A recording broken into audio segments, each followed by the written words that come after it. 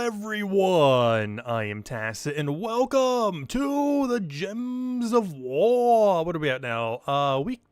Campaign 20, week 7, day 5. So today, we got ourselves Bounty Hunter, but not just any Bounty Hunter, an actually good, not horrible Bounty Hunter troop for once. Of course, this time around, we are forced to have to use it as is the Bounty Captain. But going forward, you may still incorporate it into your team. It is probably most comparable to Ogress, but I wouldn't say a lot less mana. It just mana accumulates in a much different way.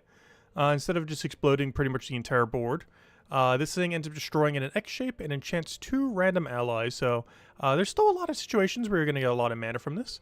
1-to-1, if you were to use just Ogress or just Starry Mage, you would definitely still go Ogress. I'm pretty sure like every single time.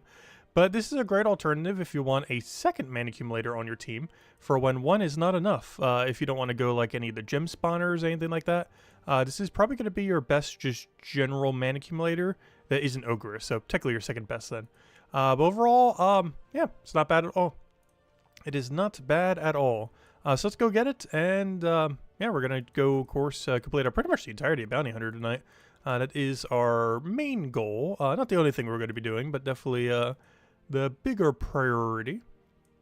We'll double upgrade it here as well. We'll go for the tier 4. We'll do the tier 4 double upgrade. I don't know, do we go for tier 5 these days? Is a tier 5 worth it? I don't think the tier 5 is worth it. Probably going to skip on it. Let me double check. Actually, forget. I know you can do it with both. It just comes down to when you end up getting it completed. Let's go for the double upgrade, I think, here. Shouldn't be that big a deal. I believe this gives us a Sunday completion. Alright, let's go double orb the thing. Oh no, you know what? I'm gonna go for the other one. Let's make it go quicker. So we can get most of it done tonight. Yeah, this tier right over here. So it'll give us one more upgrade and a little emotes, a bunch of random wands. I didn't even realize we had a wand set 1. We're already at wand set 2. Gosh, I've not been keeping up with the emotes. Alright, let's go upgrade her one more time. This will allow us to get more done, specifically today. And technically saves us a blue warp. Also saving us 50 gems on needing to get those thingies later. But there we go. Fully traded. Where is your traits? Oh, are you worth upgrading? No, you just gain a bunch of extra durability. That's not ideal. Alright, we already got all your traits, which of course is very important. We need that bounty hunter bonus. This does not give us 6 times points. Technically 12 times points. Because since it's the bounty captain this weekend, it does give double. If I'm not mistaken, bounty hunter teams are auto-save these days. So, yep, all I gotta do is get rid of you. And add, whatever her name is. I completely forget her name. She's somewhere in all this mess, though. Ooh, do I go another damage source? What's our plan here? Alright, where is the captain? So, going forward, your team is gonna be, like, if you're gonna run a team like this, it's gonna be Ogress, Stellarix, Starry Mage, and whatever the bounty captain is moving forward. So, of course, she is the bounty captain this week, so I guess we'll just keep the Flora here. However, going forward, like on every bounty week that isn't this week going forward, this would be your team then, assuming you have Stellarix or similar damage source. Honestly, even Tesla or something's probably fine there. But yeah, it's Ogress, your strongest damage source, Starry Mage, and then whatever your bounty captain is will be your last slot. But Shinsi is the bounty captain this week, and only this week. Yeah, we'll just run her with whatever, and in this case, we'll just do the Flora thing.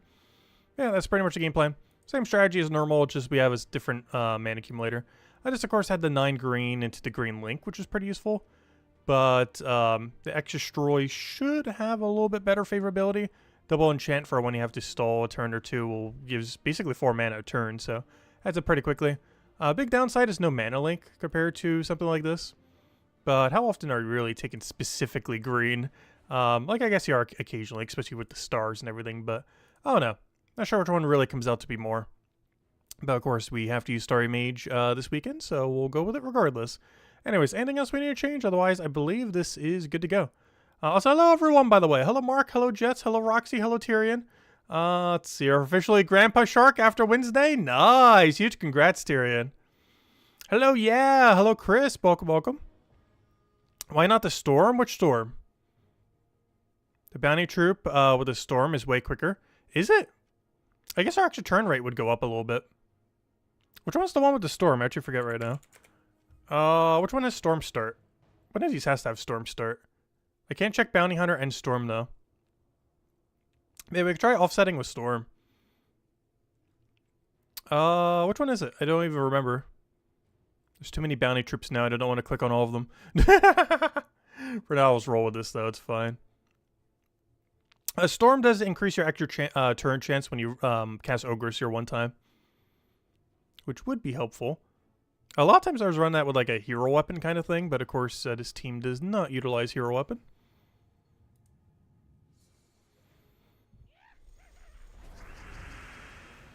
Alright, we'll take that one over.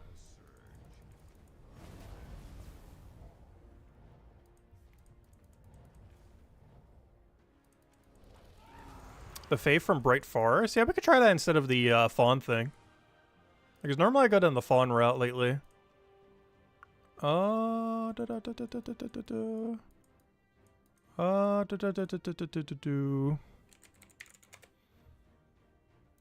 one? This one? No. This one? No. I'm confused. Which one was the Storm? Oh, Bright Forest. I thought you said Forest of Thorns. Wait. I was gonna say. Wait. I know one of them has Storm Start. Oh, yeah, Summon Leaf Storm. Oh, yeah, wait. Oh, you know why I didn't end up using him? Because his ability was so much worse, but realistically, how much are we really casting him? Yeah, that was the reason I didn't use him. His ability is pretty awful. But his trait setup, honestly, isn't that bad at all. Green Storm into Green Link. He's also like one of only a few troops in the entire game that even has Green Storm in general. If we go to Song of Nature, I believe he's only one of 3. There's Hero and 2 troops. Oh no, there's a few more than 2 troops. Oh, we got a few extra. Oh, it's on this useless thing. Yeah, I normally always think of String Fiddler and him. Though we do have it off of Emeraldin. Though how often are you really using the Gem Dragons now that Celestial Dragons exist? String Fiddler is generally the main one I think of when I think of like options that aren't Hero that has Green Storm. But yeah, we'll go down this route. Don't think we're going to change anything else. Yeah, they increase our extra turn chance slightly. We're never going to be able to cast its ability though because the ability is really bad. But otherwise, should work out really well. Hello, Mr. Jesse. Welcome, welcome. You gave in and got Card Shop Simulator? Nice. Did you get addicted yet? I played it a little bit off stream. I haven't had time to go and stream it again.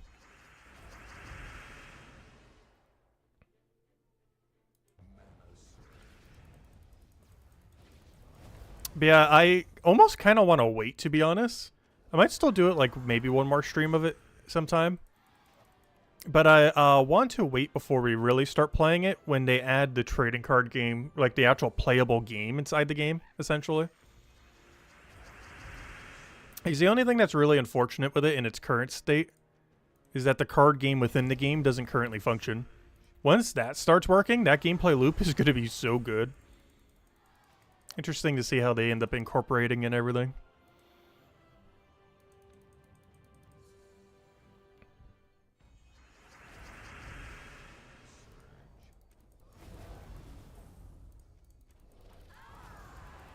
The only other thing, too, is after I did a little bit of grinding off stream for it, I think I'm at a total of like 10 hours in the game.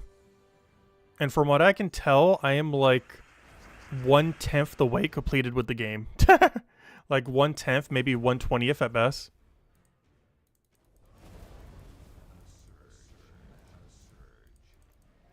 And that's kind of insane. That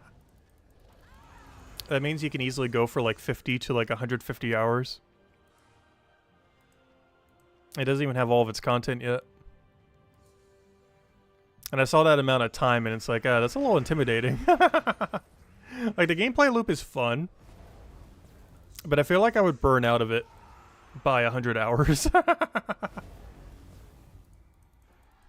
said, hello, Draco. Welcome, welcome. At least in its current state. It still has a bit to be developed, of course. I said, hello, Mr. Beatos. Welcome, welcome. You got 365 Vault Keys and 40 Epics last event. Nice. One for every day of the year. Yeah, we have a Vault event basically every other weekend. Obviously, right now we have Bounty Hunter this weekend. But 1 week from today, we got ourselves Vault event weekend again. And then 2 weeks after that, we got Vault Event Weekend again. And then 2 weeks after that is the 10-year anniversary of the game. And then 2 weeks after that is a Vault Weekend again. A lot of Vault Weekends. And the one Vault Weekend that isn't a Vault Weekend is the probably 10-year anniversary celebration of the game, whatever they're doing for that.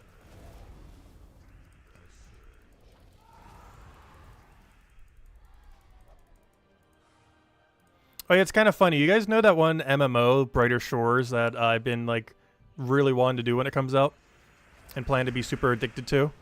They actually changed the release date by 1 day. Originally, it was going to be on November 5th. But because they don't live in the United States, like, you know, the main developers of the game, they kind of forgot that the United States election is on November 5th. So they actually delayed it to November 6th. Just because of the United States election.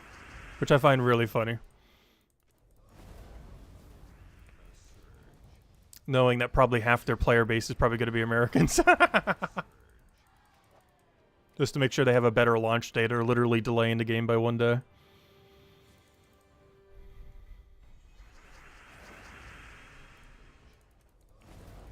Are the epic keys worth? Because you see you get more loot from regular keys. Epic vault keys are weird. In that they are way rarer than normal vault keys, but are very, very marginally better. Like, on average, you're only getting, like, 2 times loot from an epic vault key. Though they can easily be worse than an average vault key opening sometimes. Yet they are, like, 10 times rarer in most situations. Like, how much rarer they are relative to how much loot they give is a huge disparity. It is on average like double loot for what is effectively like 10 times rarer. So hello, Mr. Jesse. Hello, Vanessa. Hello too. Hello, Draco. Welcome, welcome. Hope everyone's been having a wonderful start of your weekend. Honestly, my schedule this week has been all over the place. This has probably been one of my most disorganized weeks I've had in a long time. I was like, I got a little bit sick again from something I ate yesterday, and I honestly don't know what it was.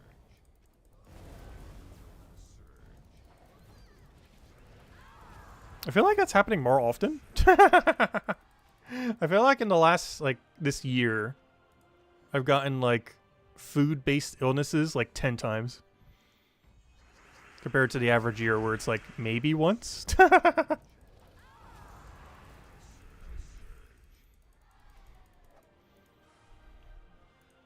was really minor, though. Unlike some of the other times where it was a lot more major.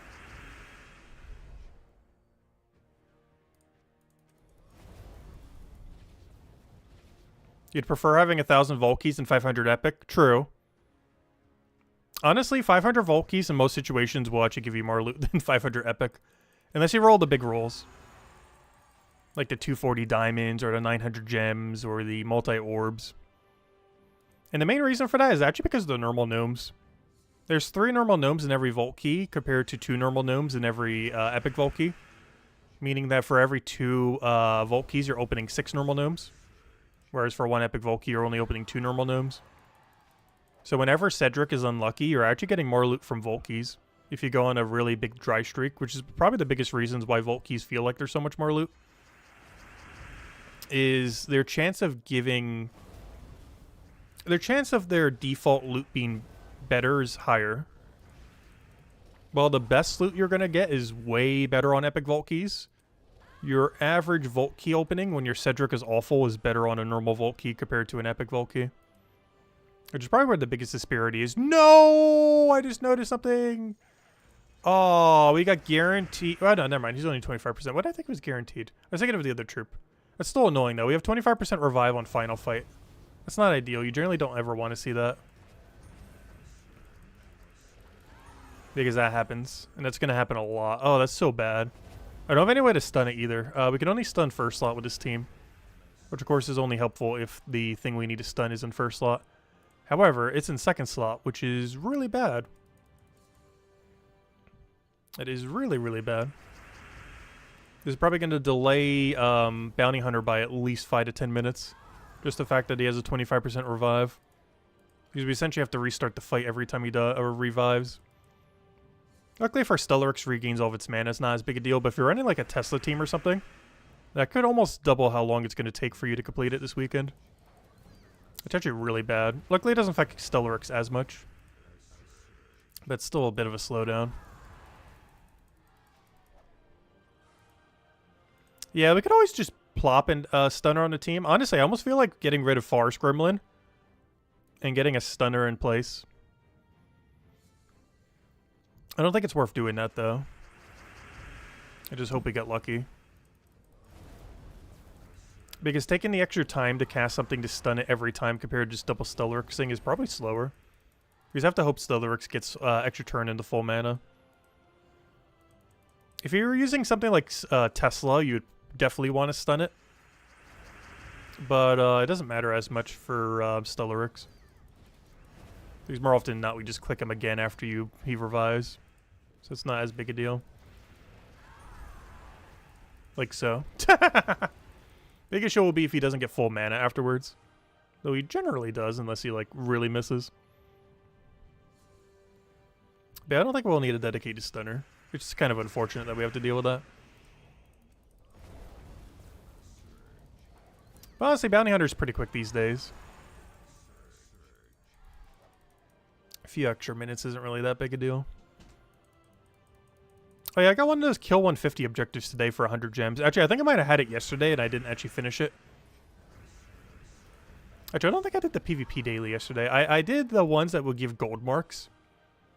But I think I got 0 of my 3 Valhawks yesterday. Honestly, now that I'm not like streaming the game every single day, my least favorite daily in the entire game has become getting the 3 Valhawks. It's not even close. How little value you get relative to how luck-based it is. Like, there are days you will legitimately go over 15 minutes to try to complete it. I really how inconsistent it is compared to pretty much every other daily in the entire game.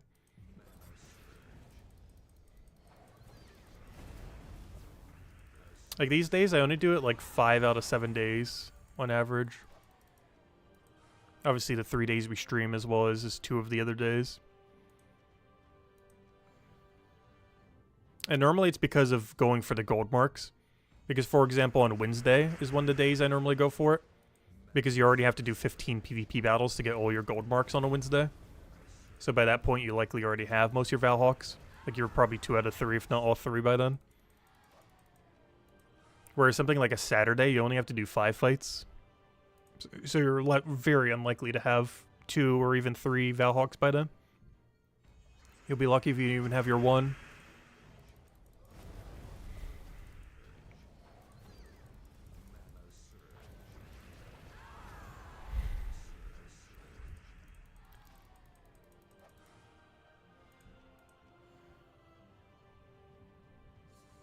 Oh yeah, did any of you guys get hit by the hurricanes, by the way? It was pretty insane, 2 hurricanes back-to-back like that. The first hurricane, I got quite a bit of winds and a little bit of rainfall, but it wasn't like, you know, it wasn't a direct hit. Neither were even close. I still got like a lot of storm weather from the one. This area's actually been pretty lucky when it comes to hurricanes lately. The year I moved here, we had 2 really bad back-to-back hurricane years. But since then, it's been very tame in this area. Relative to the fact that we're pretty much right on the water. Do you know when the Broken Spire week is? Because you still need the weapon. I think we had one a couple months ago, so it's probably a while before we have another. Where's your troop thingy? Oh gosh, why is you loading? Come on. There you go. Nope, we don't have one for a while. We don't have one with Invisible Sight. We don't even have one probably until next year. But yeah, we have no official date. But it looks like sometime next year is the earliest. So you got at least 3 months, if not longer, before we get the next Broken Spire. That's one big issue with there being so many kingdoms these days, and how the event system works. Is that you can wait like half a year to a year before a kingdom rotates back around. And if you need like a specific weapon or want an event key for a kingdom or something, it can be really hard to in the current state of the game. And these days, we've actually been getting another new kingdom every year too, which of course just elongates that process even further. It's a system among many systems that they might want to tweak in the future. Just because of how long it could take at a given time. And there are some kingdoms that got really unlucky. Like, there was one time when Pride Lands, with that really good rope dart weapon, took like a year and a half before it rotated again. It was something like 15 months without getting a kingdom event. And it was really relevant because rope dart's one of the best weapons in the game, which you get from Pride Lands. It's not used as much these days, but back then it was a lot more popular because of Guild War and such. It's a really good weapon for winning, but it doesn't win quick. It just wins at a high win rate. Like, it's really good at not losing, but it's not good at winning quickly. It's one of those kind of things. There's quite a few of them in the game right now. And most of those troops tend to have been really good in things like how, what's it called was set up? How Guild Wars was set up. But there's very few other game modes where you really need to play like that. There's a lot of game modes where you just rush it down with damage. The main one that I would say like that is probably really high Underworld. When you're doing like, you know, 400 to 500 Underworld. Stuff like that can be pretty good. But then at that point you need something that upscales really well. And Rope Dart somewhat does. It has full armor tier until extra turn, which is not bad. And Entangle. All of that upscales really well.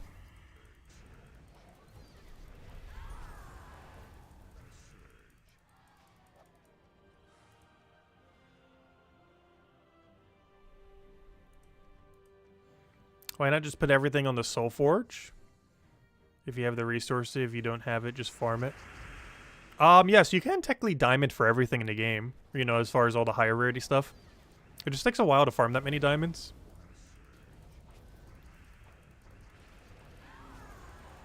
Also, legends take quite a while to rotate. While they're generally not the thing that's going to bottleneck you. If there is one you're missing, it can actually be a little bit hard to get a target legend. Like Tesla, which we had pretty recently. But now it could easily be like another half a year to easily get like something like Tesla. Between either an Adana event or her reappearing in Soulforge. Of course you can get her whenever through the Glory Gem Guild and VIP chest drop table. But, you know, targeting stuff like that can be a little bit harder. I believe Mythics are currently on like a 3-4 month cycle right now. With how many Mythics there are. I guess think it's slightly around 4 months. So they rotate like 3 times a year.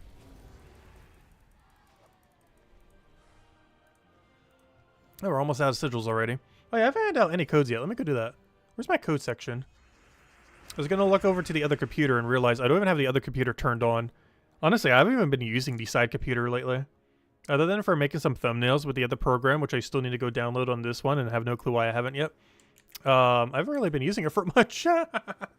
Because I don't need it as a second monitor because I just have one really wide monitor. I also,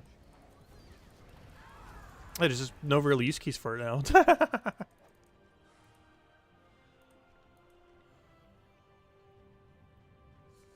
It's been turned off more than it's been on. But I still need to sit down and redo that with this computer. Remember when I keep saying that I've gotten like 75% of the files and everything on this computer and everything? I keep forgetting to go do the other 25%. I still need to set it up so it can capture the switch when I do that later in the week. I still need to get that one thumbnail making program onto this computer, which I'm not sure if I need to re-buy it or not. I assume the license works on multiple computers, but we'll find out. How much of that is porn? There's actually none of it on this computer. Yet. No. But no, this computer's actually completely clean at the moment. I've been trying to keep it nice and clean. Not in the no porn kind of sense, but in the keeping everything nice and organized, not cluttering everything, stuff like that. But no, I have actually managed to have none on it currently. Keyword on the currently. You know it's eventually going to happen.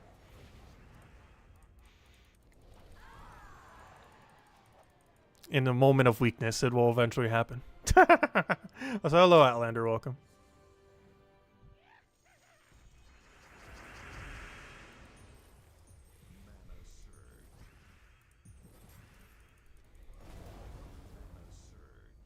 Getting a perfect to go. We'll have another 2 soon.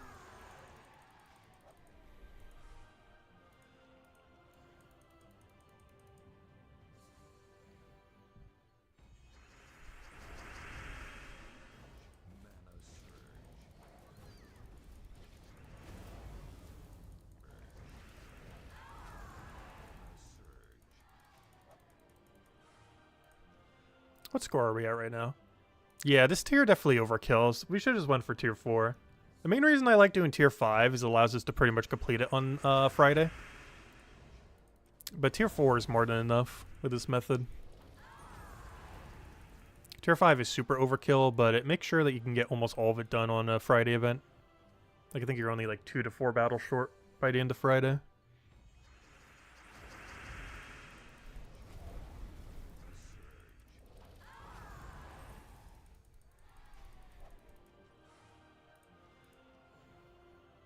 We should get a Valraven on one of these 2, and that will be our last Valraven.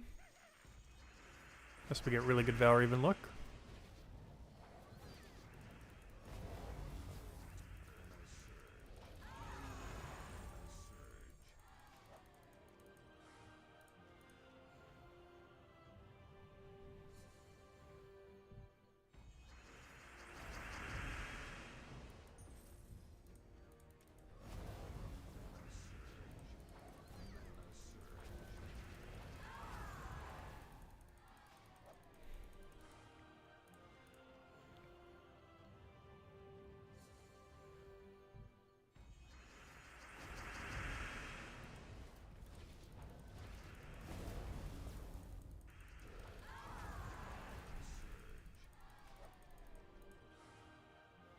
Alright, final one, unless we get Valravens.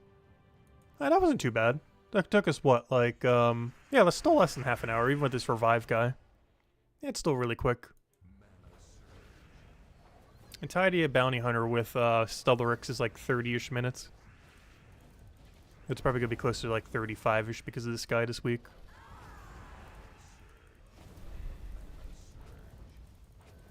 Yeah, Stellaryx is just so good. I remember when Bounty Hunter used to take like 3 hours. Way, way, way back when it first came out. Now you just wipe it in under 30 minutes with Stellaryx. Not bad. Alright, we just gotta go do a delve. So let me go clear these real quick. Then we'll go do probably a delve. Actually, we gotta go do dungeon as well, and then we'll probably mess with PvP for probably the rest of the time. Oh yeah, I have the hour boost. I guess we're gonna use the whole hour boost tonight. Might as well. I'll even use the XP boosters to go with it, and we'll just do a bunch of PvP with it. Because I've been meaning to get around to a bunch of PvP grind. I've actually been slacking on it this week. Because I think I can make a leaderboard with only like 20k. Because this is the first week of, you know, the new PvP season. And we deliberately went down the Ruby rank, and I was expecting some people to still do like 50,000, 100,000. But, last I checked, I think they were only at like 15,000. It might be a bit higher by now, though.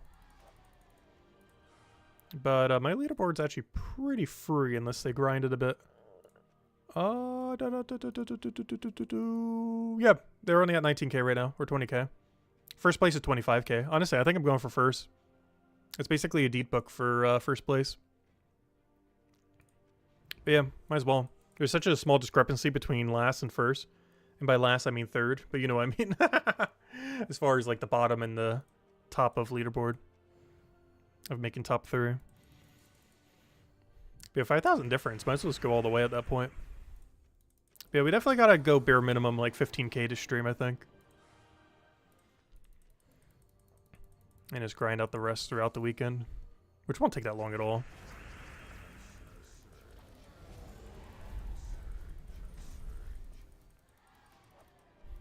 These 25k is like, what, 3 hours of PvP? Give or take, depending on if we use the boosters or other things. Plus, I keep stacking all those boosters. I'd probably use some of them. I've actually barely been touching them. I want to say we almost have like 1,000. We had that many before, and then we dipped a bunch when we used a ton, but now I think we're pretty much back at that amount. If I go check real quick. Not quite. We're at 747. Also, what's the weird number? How do we get to that number? I guess I stopped using them at an odd number. Oh, no. Actually, you get 7 per day, don't you? So I guess it would become an odd number over time. Anyways, let's go clear a dungeon. Can we get top 3? Honestly, I haven't seen a perfect dungeon in forever. And of course, the first thing we click is a trap. Also, that is so bad. Web into weakness. That is honestly among one of the worst combos you can get. Not as bad as Silence, though. Silence is the absolute worst. It's not even close.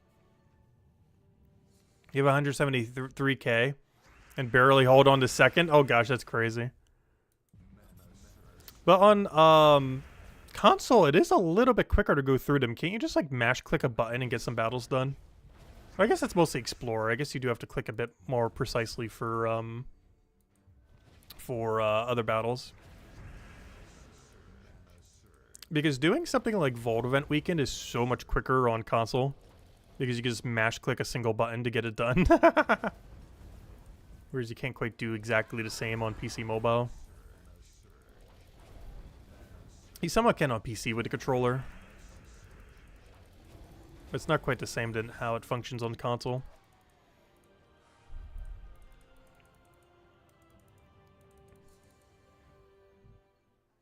There's actually a lot of controller bugs on PC. I'm pretty sure are exclusive just to the PC version and not the other console versions.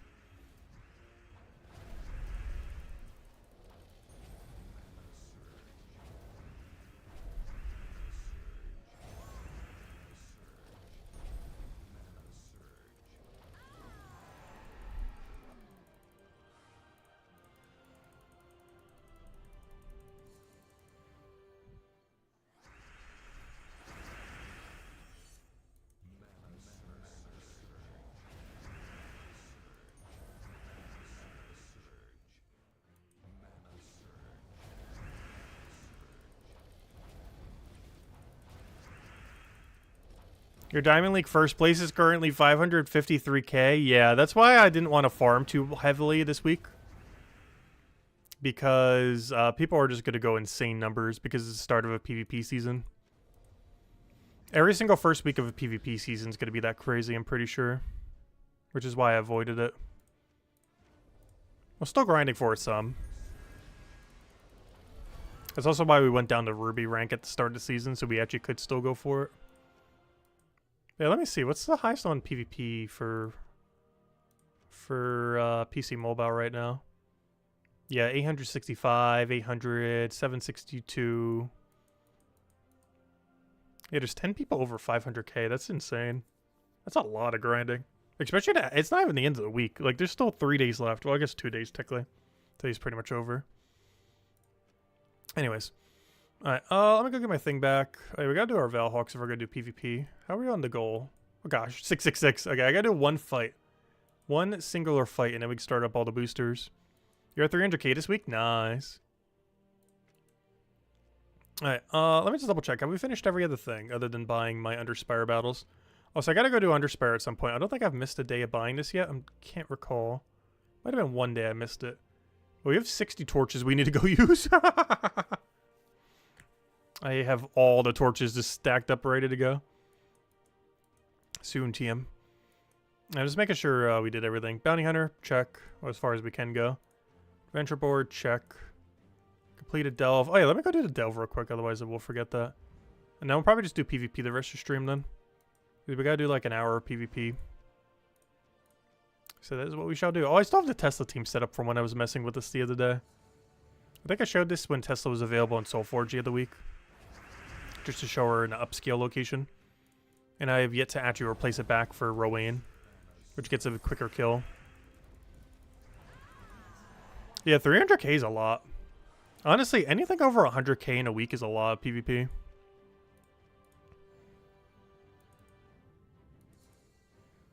Because on average, that's like 10 to 15 hours, depending on method.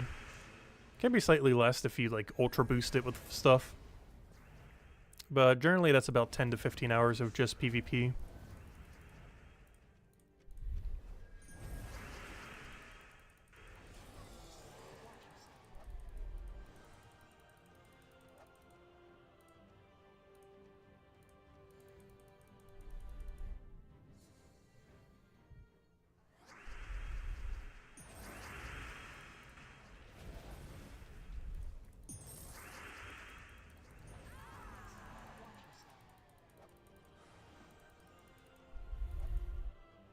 Yeah, there we go.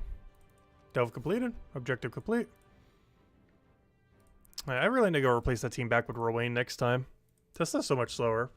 Main reason of Tesla is she upscales all the way to 500, and in that situation she's quicker. But the low level range is definitely quicker to use Rowan, of course. Alright, do I have 4 boosters? I believe I do. Yep, I have exactly 4 in the mail. How perfect. So I just click claim all and we're good to go. Alright, all we have to do now... Oh yeah, how many keys do I have on reserve? 218. We gotta open them soon. Because I forgot, we have a vault weekend already around the corner. Normally I'm used to like a 1 month gap between them. But vault weekend's a week from now. So that means within 1 week we gotta go open 218 vault keys.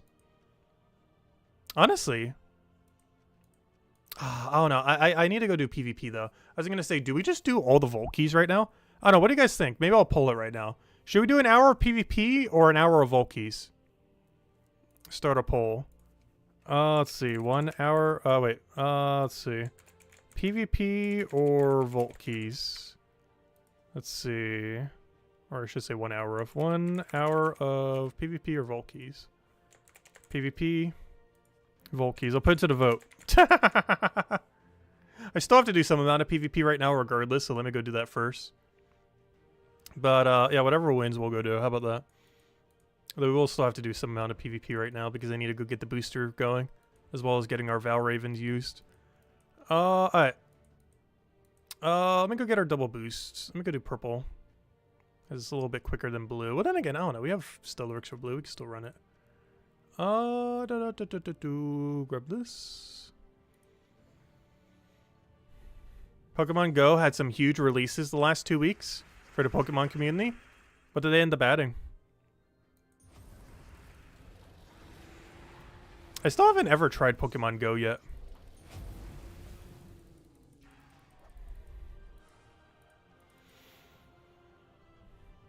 I just hate how microtransaction heavy it is.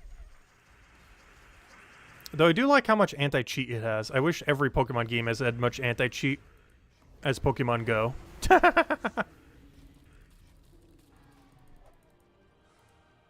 Because obviously because they have microtransactions, they like just stonewalled the game. Shiny, Zacian, and Zamazenta. Ooh.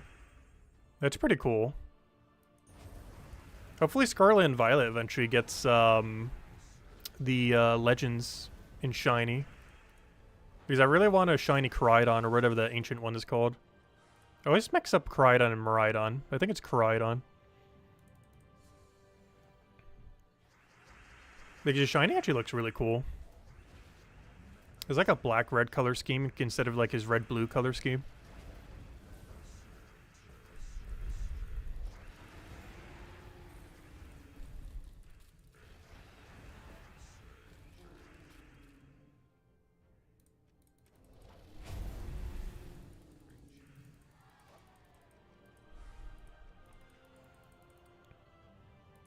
It looks like Volkeys is winning the vote right now on what we should go do. Which is actually favorable because that means we'll hand out a lot of Volkeys. I mean, a lot of redeem codes. So the rest of the stream will probably hand out a redeem code every time we get a good drop from a Volkey then. Yeah, we'll do an hour of Volkeys or until we run out. And if we do run out, we'll just do the rest on PvP. Well, we're not going to run out, are we? What is Stellarix's win rate? It's like 3 a minute. So 218 Volkey should last us an hour. Unless we click very quickly.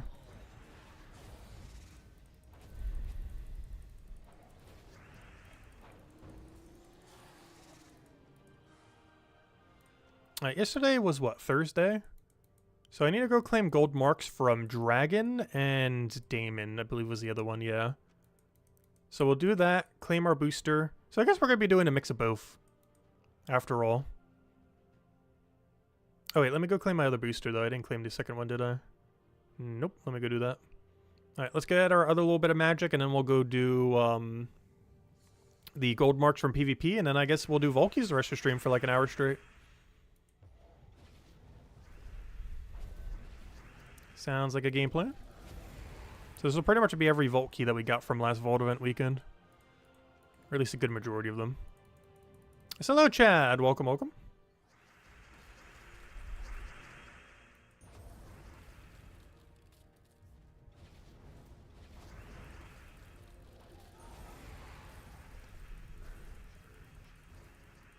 This is your everything farming team. Let's see.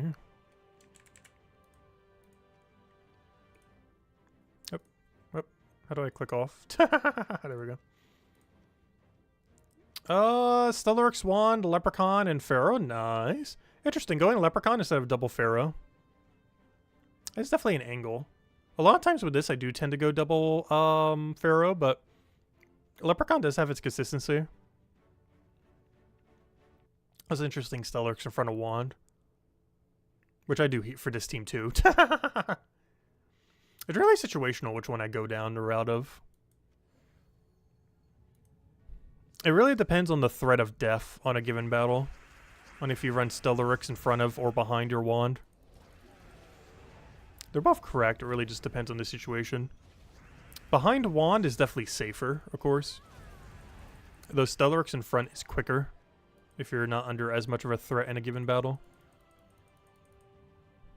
Oh, you still need one more? Oh, okay, that's why. I was gonna say, because generally speaking, if you have double Pharaoh, you generally want to run it over Leprechaun.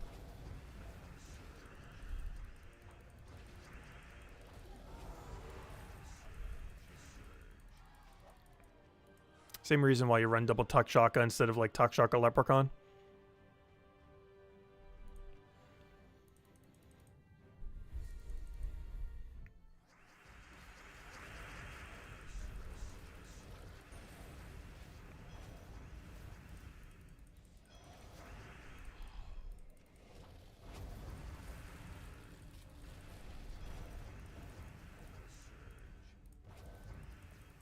Hello, Zealestra. Welcome, welcome. Hope your starter weekend has been going well. I know, my win condition. Whatever shall I do with my other two win conditions? Also, this is why we go, why we don't use, what's his name? Pharaoh Nefertani. Because in PvP, you can actually die. And in that circumstance, the backup team is good to go. If he could ever get his mana back. Oh, oh, oh. Don't you dare die to recoil on yourself. Could you imagine? What even is this fight right now? Are we about to die? Are we actually about to die to this? That's funny. Because I took that one skull earlier. It actually killed us. Oh, and I ran out of battle thingies because of that too. Oh no! Wait, I think it's actually worth it to go buy it with the thing. I don't think that has happened to me in a very long time. I think in this rare circumstance, it is actually worthwhile. I don't know. This is so many deed books, though. Isn't this like the equivalence of like 5 deeds? That's so expensive. Yeah, I don't think it's worth going for just 4 of those little thingies. Oh, that's unfortunate. That hasn't happened in a very long time. But higher stats will do that. I keep underestimating the power of the tier 5 battles sometimes. That's not the first time we've lost to one of those. Because I just kind of go on autopilot on the battle. And they hit you surprisingly hard if you don't pay attention to them.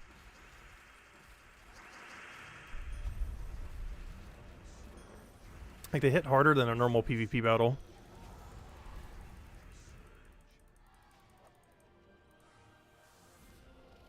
Normally in a Europe time zone, you can't watch the streams. But now in Holiday and Aruba, nice. Yeah, that's the only problem with our streaming schedule these days, at least for Gems of War specifically. Is we do stream very specifically pretty much like only at night. At like 8 p.m. Eastern Standard Time, which for some time zones, particularly Europe-ish time zones, is a really bad time. Because like the dead of night. It's like as bad of a time as reset time is in my time zone. Because reset time in my time zone for Gems of War is like 3 a.m. Which is a horrible time because it's too late to stay up for, but also too early to wake up early for. It is like that perfect in-between time that is just like the worst time ever. My stream schedule's slightly like that for Europe. Where it's like anywhere from like midnight to 3 o'clock depending on where you are in Europe. Alright, we did that, we did that. What are we doing? Alright, let's go run, let's go start run our boosters then. And apparently Vault Keys have won. So we're going to do Vault Keys the rest of stream then and pull. Yeah, 1 hour of Vault Keys. Let's go do it. And we'll hand out a redeem code every single time we get a good drop, as we normally do for Volkies. Alright, let's go use the 2 boosters. We'll use the EXP first, and then we'll go drop the other ones. So we click this, boom. 1 hour of EXP boost. Grab all this, boom. Boom again. 1 hour of gold and soul boost. So, of course, keep in mind, this does not boost the gold and souls you get from the gnomes. I'm just using them all at once just to kind of get them going. This isn't the right team. I need normal Stellarix team. Where is normal Stellarix team? Wait, never mind. That is normal Stellarix team. Never mind. This is the right team. I was looking at it wrong for a second, but yeah, this is the right one. These we just get Stellarix the full mana, insta-kill, boom. And it should be about 3 wins a minute. It could technically do about 4 a minute if we don't stop to look at the loot. But generally we waste like a second or 2 every time to look at the loot.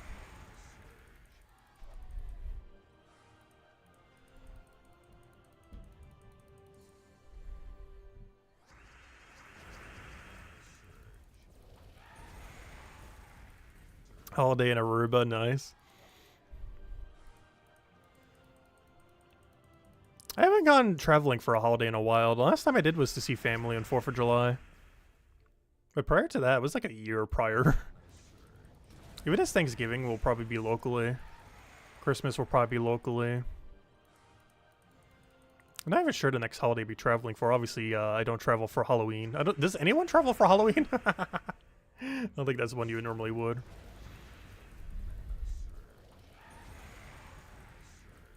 Also, I've been trying not to travel during the winter season, because a lot of the places I tend to travel for family are in areas that get really cold during the winter, aka snowstorms. And after some of my horribleness of getting snowed in, I pretty much never like to travel during the winter season these days. I just hate how unpredictable snow can be in areas that get snow. Luckily, my area never does. I don't think it has snowed in this state in almost a decade.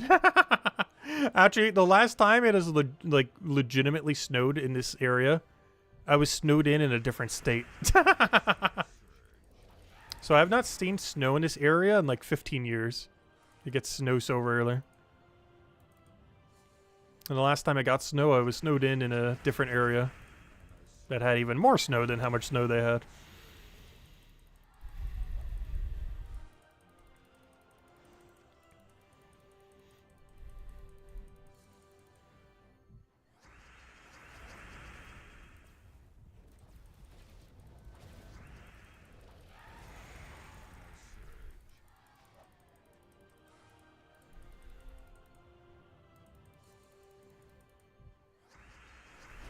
You travel to your front door for Halloween?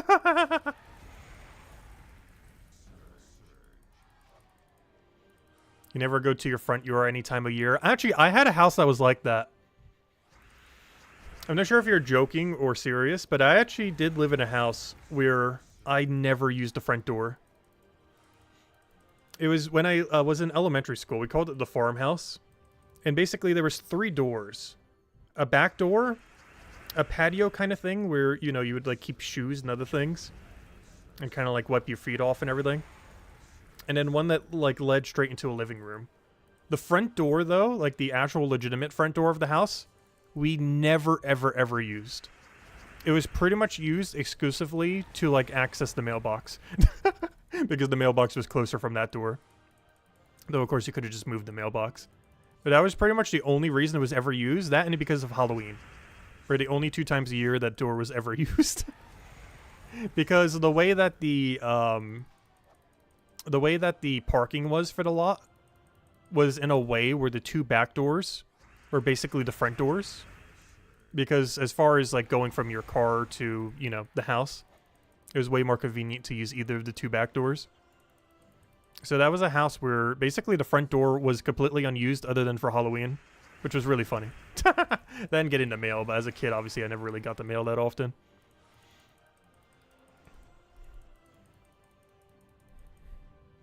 I can't think of a single other house I've ever lived in. Of like the little over a dozen. Where the front door was never used. Aside from that one.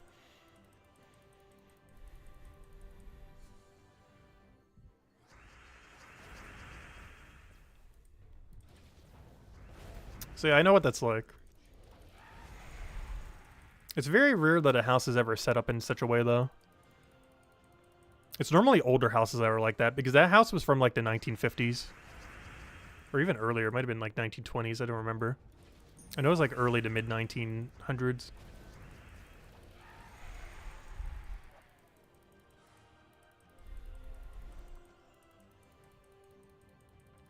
It's kind of funny because it was such an old house that, like way back when it was built, there wasn't even roads nearby.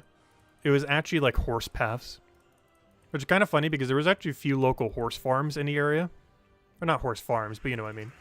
Well, maybe there were horse farms, I'm not sure. But they had horses. Like at least a dozen of them. And a couple different of them. But that area used to, when that house was built, literally just have dirt paths. There wasn't even actually like concrete roads. Not sure when the concrete roads eventually got in, but when the house was originally made, there was no concrete roads there. Which you can tell based on like the angle. It is like the weirdest corner angle I've ever seen on a lot.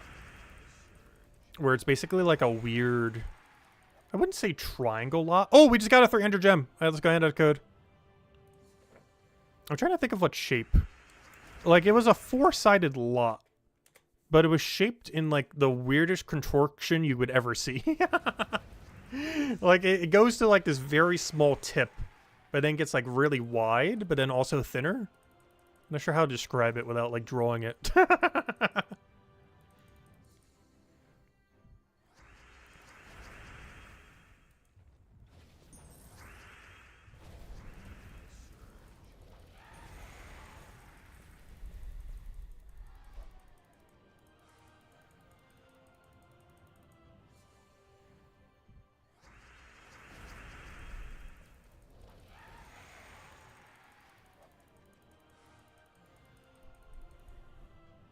Just the tip.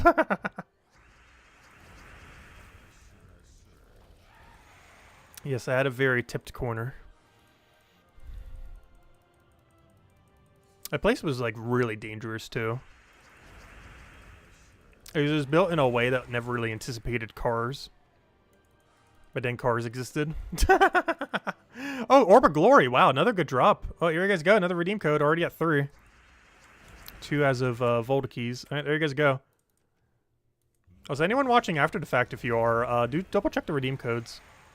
We'll be handing out so many that some of them might still be usable. Especially whatever one we might hand out in like half an hour from now.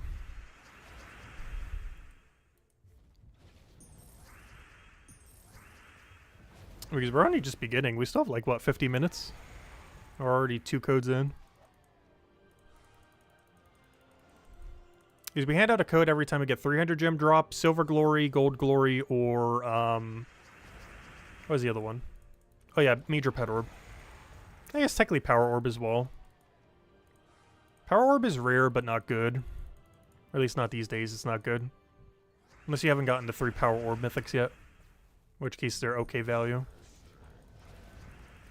It's something I wish they would add a lot more of. Originally, I thought it was going to be kind of like how they were doing with the Celestial, or, you know, with the Dragonite Dragons, where they would add one every year. In the case of the Dragonite Dragons, it does seem like they're still adding one every single year. Because we're going to be getting the Flower Dragons very soon. Probably in the next month or 2. But it seemed like for a while they were going to add a Power Orb Mythic or Boss Troop every single year. They only did it for the first 2 years and then kind of forgot about it forever until they added a 3rd. I really wish they would have kept up with that every single year, because that would have been a good balance for Power Orbs. Now there's just way too many Power Orbs in the game. Which I guess for newer players catching up isn't that big a deal, as it just makes it a lot easier to catch up. But now later in the game, you just get a exceedingly excess amount of Power Orbs that you don't have any use for. Because they're not worth actually using on troops. They're only worth using on things that are required to craft them. And also the other issue is a lot of the things that are that you craft out of Power Orbs are only worth having 1 copy of. There aren't really teams that use 2 or more of them. But the one exception of there is a weird like double Zolgoth team and double Catharix team, I guess, technically. But it's very rare that you would want. Also, hello, Bill. Welcome, welcome. So that's a lot of chats. Also, you guys wonder why I sometimes can't read chat sometimes. It gets buried. Like, you guys can actually see, like, what I'm seeing now that I have it there. Because I have it so zoomed in. Sometimes, like, several chat messages is enough, if they're longer, to, like, block out all other chat.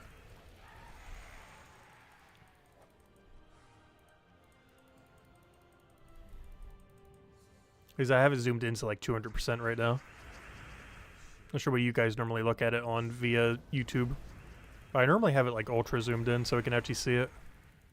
Oh yeah, that reminds me, my new glasses should be ready in the next several days. I need to go pick them up sometime this week. I almost forgot about that. Honestly, they might have actually sent me text messages. I just never check my text messages. There's like two things I barely ever check these days. My email and my text messages on my phone. It's the Bill way. I don't mind it.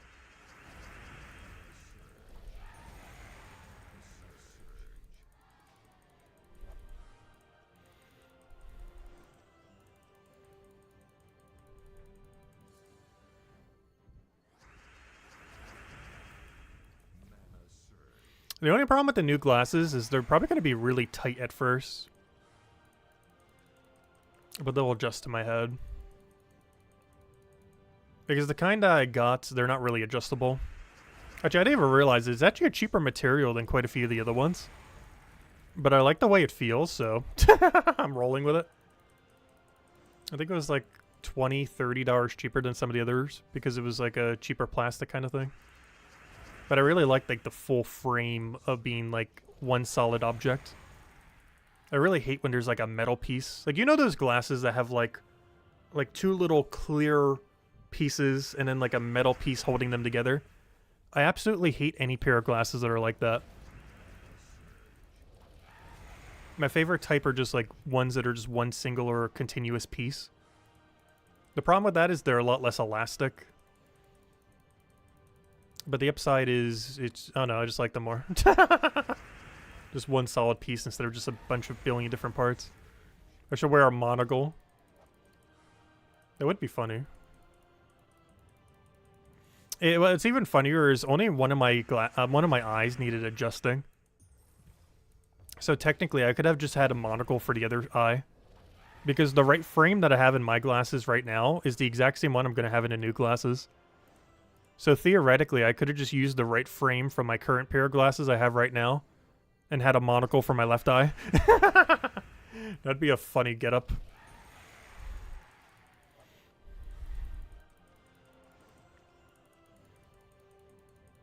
As my right frame is literally identical 1-to-1 to what I am going to have in the new glasses. To what I have now.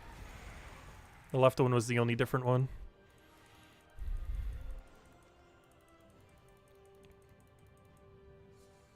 I don't check email or text messages. That's why he is the hardest in a lot. Oh, to get a hold of. Oh no, I'm not too hard to get a hold of. Like, if you message me on like Discord or Telegram, I'll see it like within a week.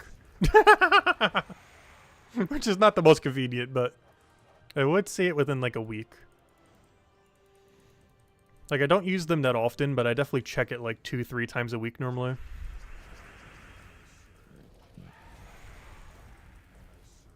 But I almost never check email.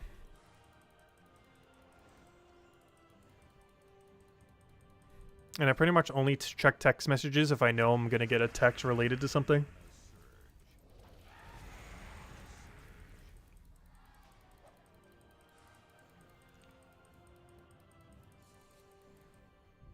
Hey, that reminds me, I've been meaning to change the email that I have set up for this YouTube channel. Not the one that's directly set up to, but the one that's showing in my contact list. The one in my contact list is like my oldest email. And I've been meaning to switch it over to a brand new email. Just so it's not as cluttered. Because the email that's currently going to gets so much spam. That's basically my spam email. It's the one I mostly used during like high school and college.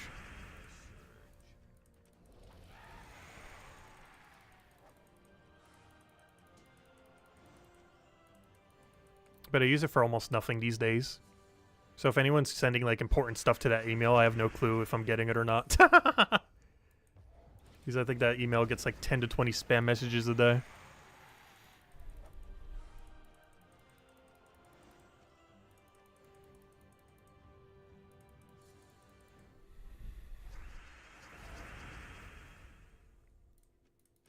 Draco, that would be funny.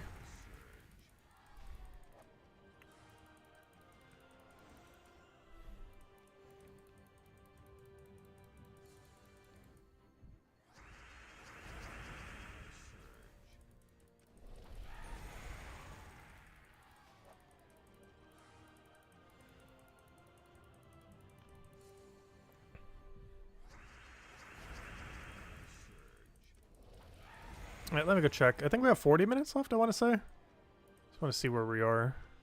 Yep, 45 minutes. We got a lot. Let's keep going. We're 1/4 the way there, and we got through... Oh, we might run out of keys. We're already through like 60-something keys in 15 minutes. That means we're winning closer to 4 times a minute. It's actually really quick. I kind of underestimated how quick auto-kill Stellaryx is. Because I think 3 times a minute is an underestimate. It's like 3.5 to 4 a minute.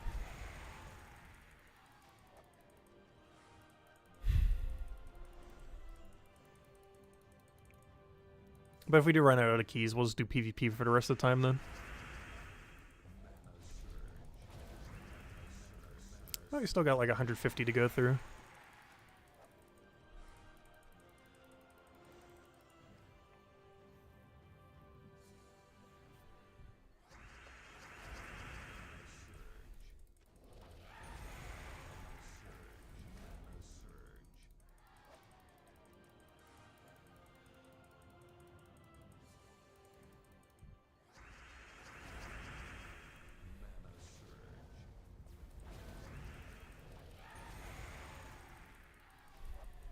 I said, hello, Draco! Welcome, welcome. Hope all's been well. Hey, Pet Orb. Unfortunately, it has to be a major Pet Orb for code, though. That we already handed out 2. Hopefully, we'll have at least another 2. Our luck started off pretty well. A lot of generic loot in the more recent ones. Even a lot of generic loot still pretty good.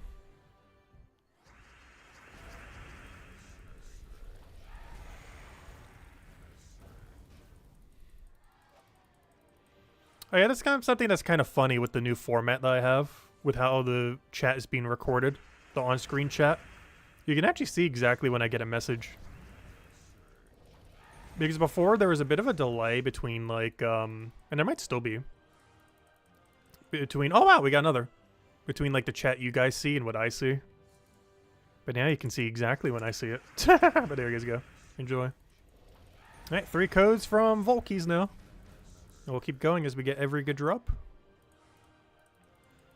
Silver Glory, Gold Glory, 300 gems, and Pet Orb.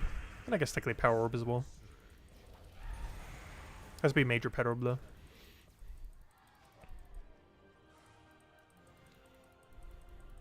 You're undecided whether or not to buy the PvP pass.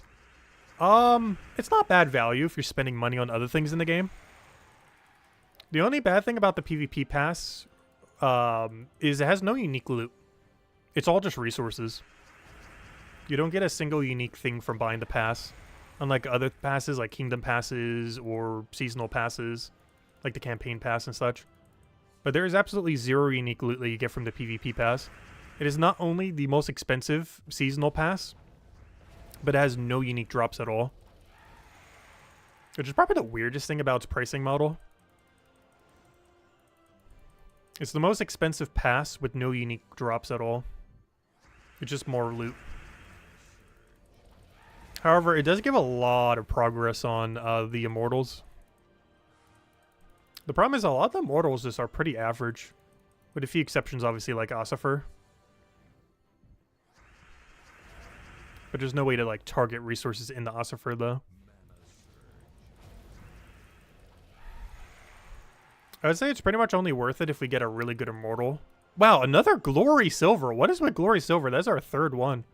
There you guys go. We're ending all the codes tonight. Right, there you guys go. I think it's what, our 4th code now? 3 from Volkies? Or is that 4 from Volkies alone? I'm losing track. We're on a code spree.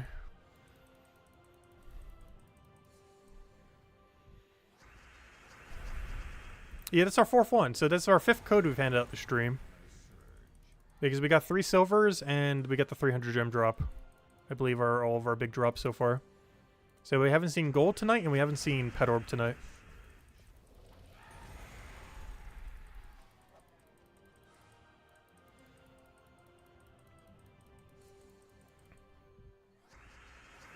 But yeah, the only main reason I went for PvP pass on the first season was just to get all the immortals initially for covering in the video, just to kind of get them all boosted up a little bit, just to begin with. But honestly, I don't believe we've had a single PvP season yet that it has been worth buying the PvP pass for. It's really only worth it if the immortal is like pay to win good.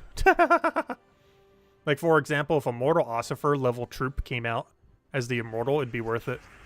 But that hasn't happened yet. Assala Lester, welcome, welcome. Hope all's been well.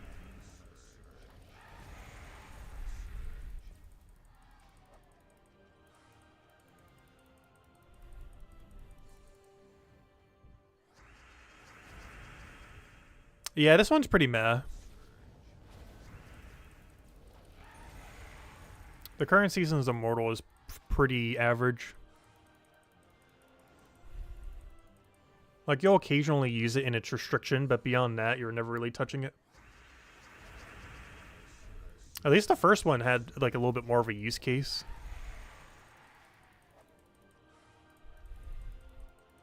Not to mention, I believe the area that it belongs to, isn't it the same one that Ossifer is or something? Like, there's already a much better troop in its location they'd be using instead of it.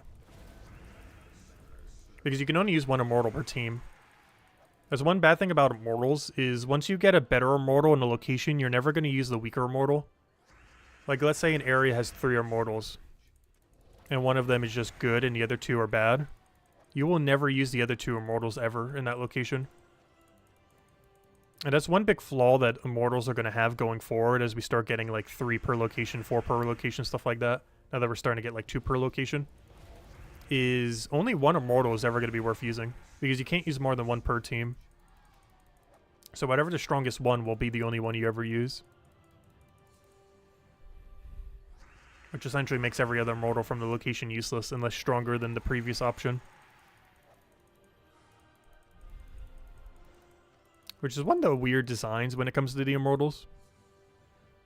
Because a lot of them aren't unique enough in what they do to justify using once there's a better option in the location. Oh yeah, Immortal Capricorn is the one she's competing with. They're pretty comparable then. Their damage output's actually really similar. Mostly with a different final trait.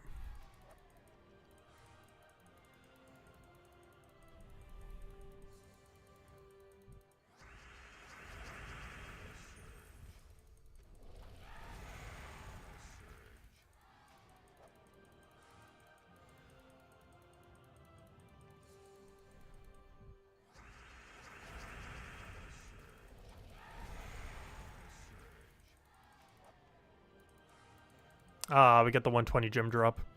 That is a gem drop, but not the bigger one.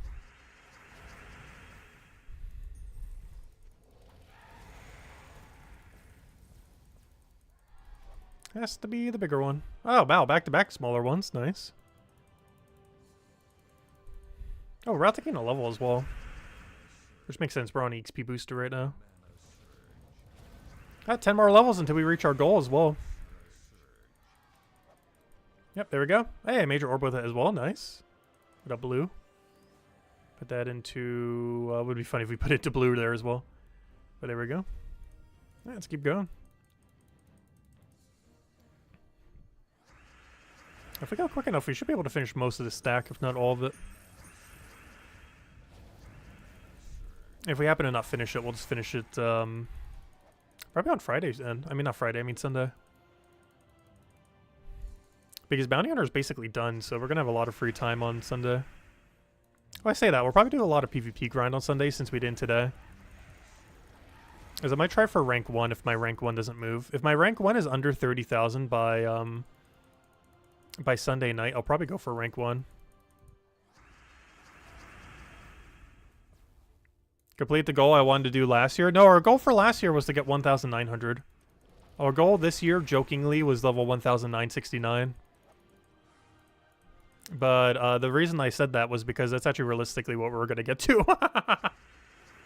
And it's pretty much where we're going to be. Because, what, we have 2.5 months left, and we got to gain 10 levels. And at current rate, that's basically how much XP we're gaining. We'll probably get a little bit higher than it. The one thing I didn't factor in was the fact that we wouldn't have Guild War the entire year. This is the first year ever we haven't had a full year of Guild War since Guild War existing. It's the longest duration Guild War has ever been down. And I believe if it goes for 2.5 years, it'll be the longest duration we've ever had not Guild War. Like, compared to the start of the game when Guild War was first added, I believe it was 2 years or 2.5 years. Or almost 1 year now without Guild War. The game definitely feels a lot different without Guild War. Because it's definitely the most competitive area in the entire game. And I feel like a lot of the more competitive guilds have actually disbanded since the lack of Guild War.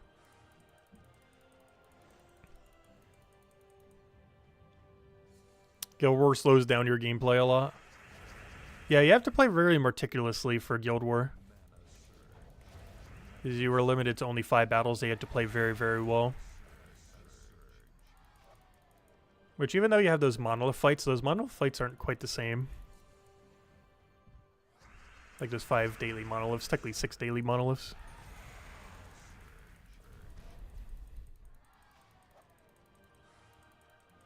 Well, you know, you do them in sets of 5.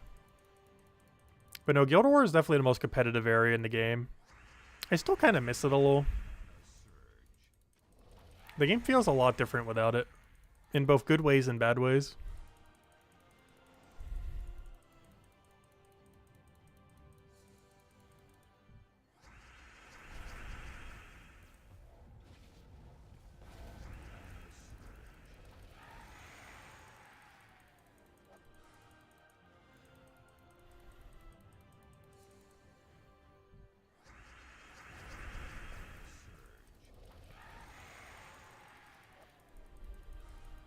Gosh, the XP bar is moving so quick. I almost forgot. This is basically the XP rate of doing Explore 1. Actually, not quite. It's still pretty good. Actually, it is more XP than doing Explore 1 without XP boost. What we're doing right now with XP boost is more XP per hour than Explore 1 without XP boost. Which is probably why it feels so quick.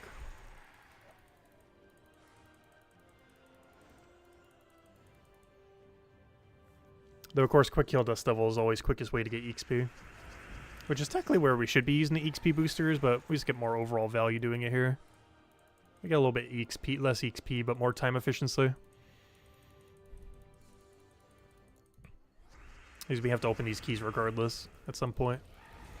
So might as well do it while we have a boost active. Yep, small gems again. And our third small gems in a row. Well, you know, not consecutively, but... since our big gem drop. Which makes sense. I think they're like 4 or 5 times more common. I'm not sure exactly the rate. I want to say like one is 1%, the other is like 5%. So like 5 times rarer to get the 300 gem drop.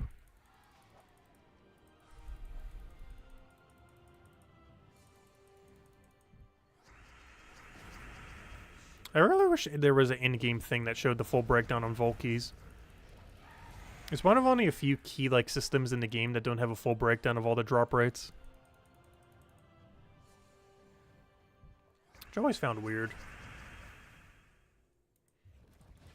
Because clicking that question mark in the top left, I believe, just tells you about Vault keys or brings you to the website. It doesn't actually have in-game drop rate. Yeah, it just brings you to their website. And I'm pretty certain the page that brings you to does not have the drop rates on them.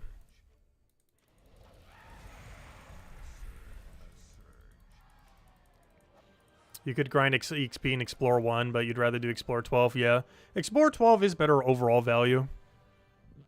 You get a lot of gold per hour. You get a ton of straight stones. And of course, if you haven't already gotten the Mimic, you also get the Mimic eventually. After like hundreds of hours of Explore 12. I forget what the math is on it. We did the other night. But it's insane how long, how much Explore 12 you have to do for one. Like, it's definitely doable if you pace yourself with it. That's definitely one of the more annoying grinds in the game. Especially when you go dry on it.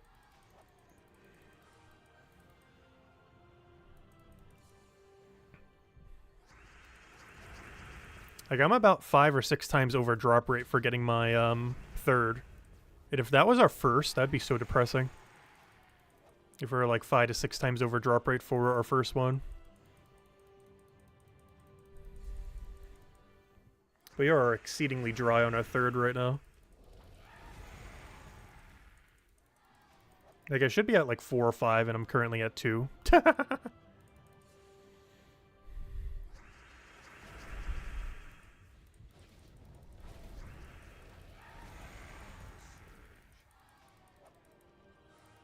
Another small gem.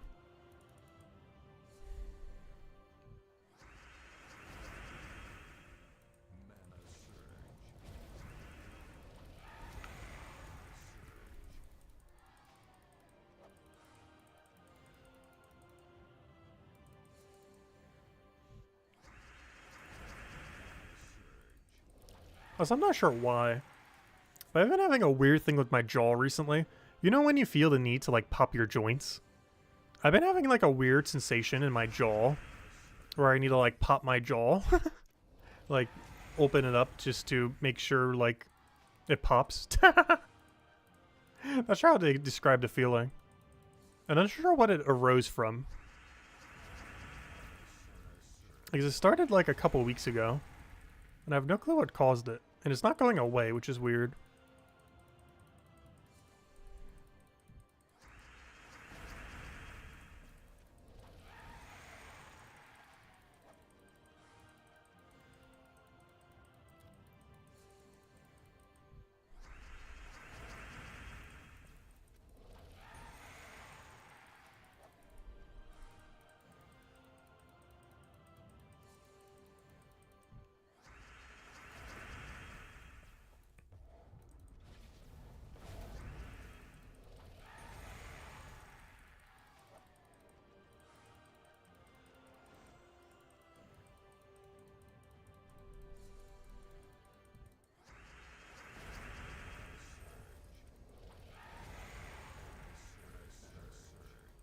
TMJ? What's TMJ? Too many abbreviations for things.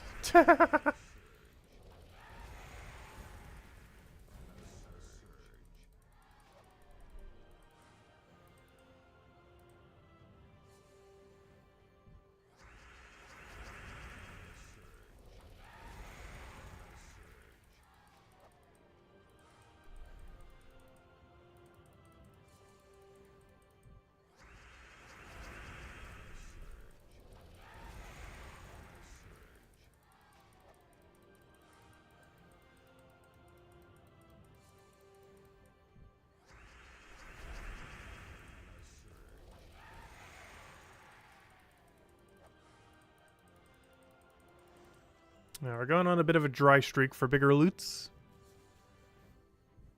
I think we have like 20-30 minutes left on our booster as well. Which means our current rate, if we still have half left, we will finish all of them. Alright, we're a little past. Oh! Good thing this opened! Clanmate gifts. I've been needing to get more of it.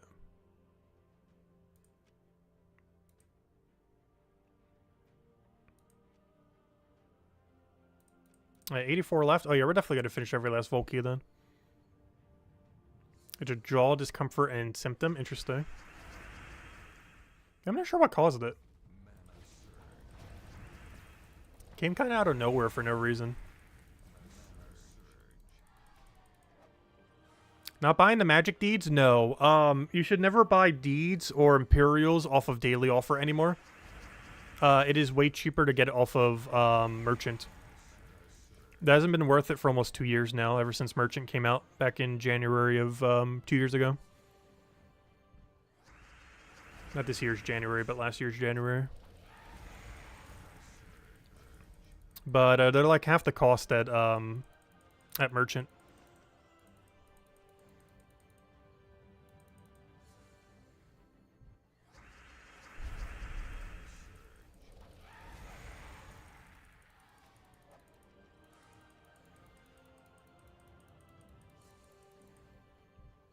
Yeah, you can still get them off of daily offers if it's one you really want, particularly purple deed books. Or deeds, I mean. But I don't know. If I wanted more of them, I would just grind more Explore. Particularly Explore 1, because that would give you the quickest rate. But yeah, I'd rather just do that during Vault Event weekends or some other time. With how many Vault Event weekends there are coming up, generally just during Vault Event weekends. Because you're paying almost twice the price otherwise. Compared to getting them off of merchants while just spamming Explore.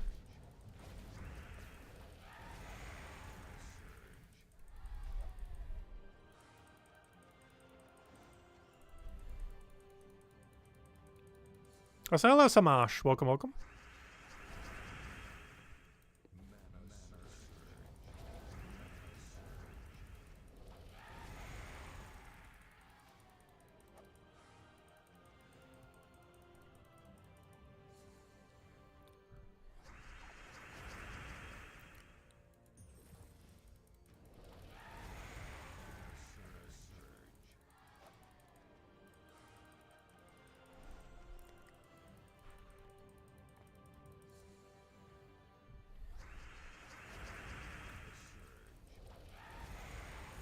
Also, me buying that purple orb with those gifts, I wonder how many purple orbs we have these days.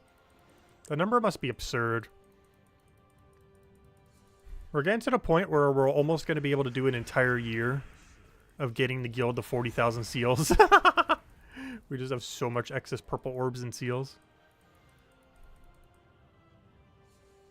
You have one of every single color kingdom max now? Nice. Yeah, I still haven't finished my second set yet. I think I'm at like 1.5. With some colors like purple at 2. For whatever reason, I think blue is actually really close to 2 as well. Which I think I already have 2. Leonis Empire and Sword's Edge. Isn't Leonis Empire blue? Because then I would have 2 blues as well. So I'm actually getting pretty close to 2 on all, I think. I always go for all the merchant offers these days. I don't get any money ones other than the ones that come in like the Kingdom Pass. Or the Season Pass, I mean. The Campaign Pass, whatever you want to call it. Too many passes. I never buy them off of, what's it called, events, though. Like, whenever they have a Legends Reborn, I never buy them there. I think it's like 50 bucks for 20 or whatever it is. It's pretty good value relative to spending money on them, but it's too expensive. It's like 50 bucks for a half max kingdom. If you do it that way. Or 100 bucks for a max kingdom once you get that offer twice. And yeah, you get the pet and everything along with it, but that's pretty expensive. Relative to microtransactions in this game, it's not horrible, though. Relative to where deed books are valued. It's definitely like one of those pay-to-win kind of transactions. Or you'd only really do it if you just want like ever so slightly more power. They've done a lot to make deed books a lot easier to obtain in recent years, though. For free without needing to spend money. But money always speeds it up.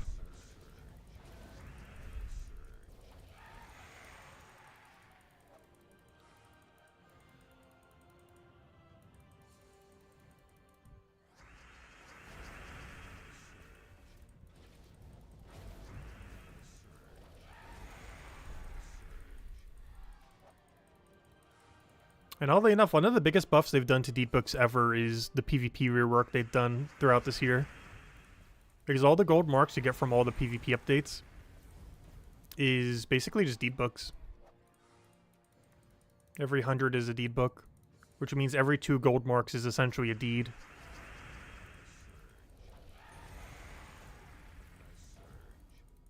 Which is insanely good value.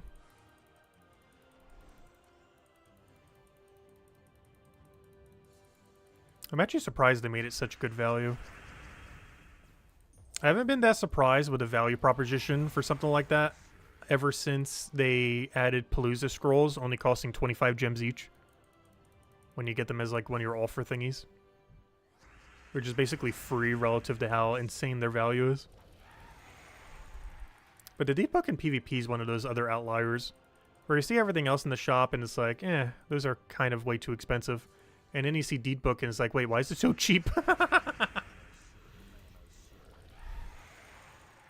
It's just scaled very weirdly, where there's only one option that's just distinctly way better than everything else.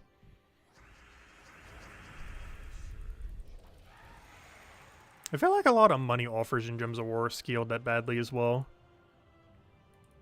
Where like 90% of cash offers in this game are exceedingly not worth it. But then there's a handful of ones that are just absurdly good value.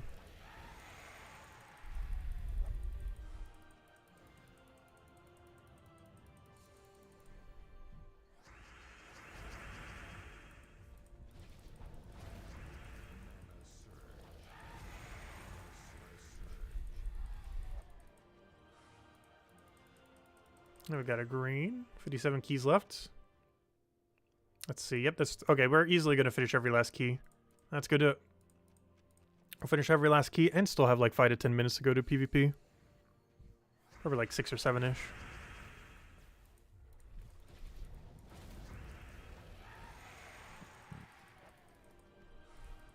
That reminds me. I still need to go buy candy for Halloween, don't I? I guess it's still early. I haven't bought trick-or-treat candy yet. I need to pick up some for myself as well. The problem is so much trick-or-treat candy I can't even eat. Because they all like may contain nuts. Or made in factory that processes nuts.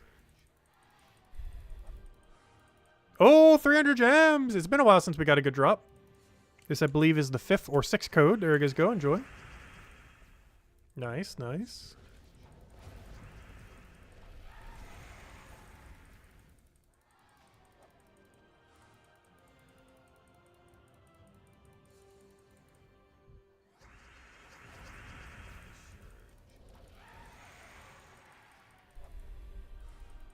Yeah, I still got 52 left. You know what, at this rate, I might as well open a couple Epic Vault keys, too. Maybe get it down to a nice clean number, so next Vault event weekend around the corner is at an easy number to remember. I think we'll do that. We'll get it down to like a nice 50-ish or something. Or down to at least a 0.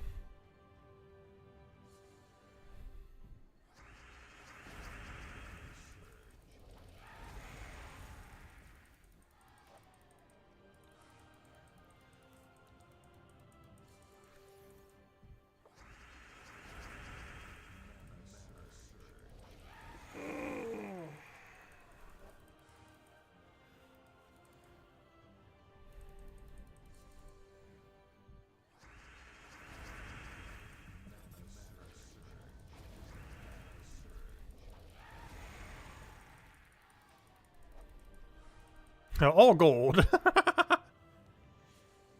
In all fairness, that's not the worst drop, so it's far from the best ones.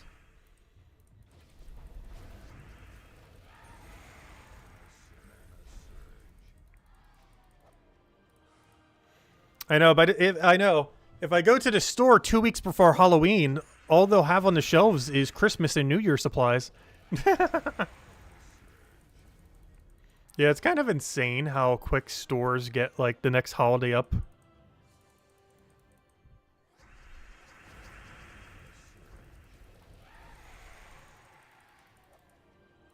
Like, I wouldn't be surprised if the second they take down the Halloween candy, they're already putting up the Valentine's Day candy. Like, there are legitimately places around me that do that.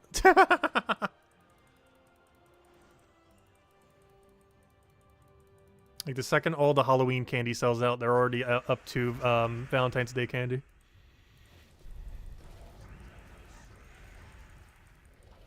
And obviously Christmas stuff as well.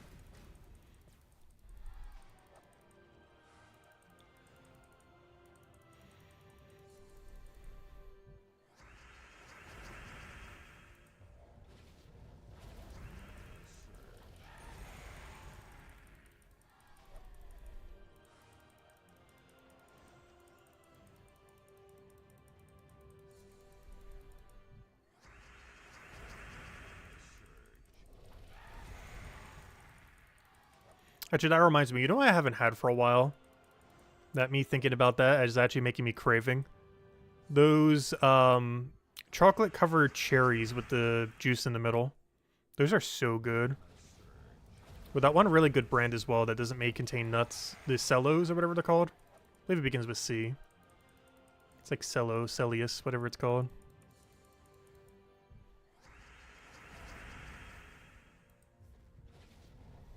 I'm pretty sure it's like my favorite candy in existence. There's likely better candy out there, but there's a lot I can't eat. Of the ones I can, that's like some of the best I've ever had. There's definitely candy better than it probably out there. They're just so good though.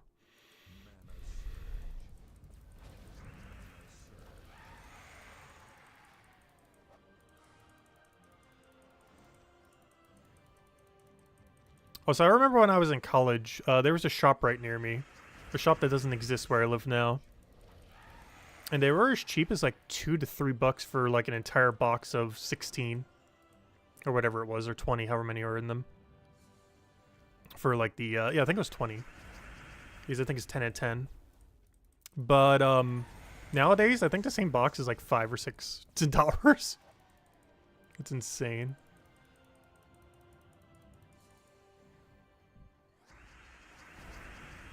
Which I kind of want to check now. What are they called?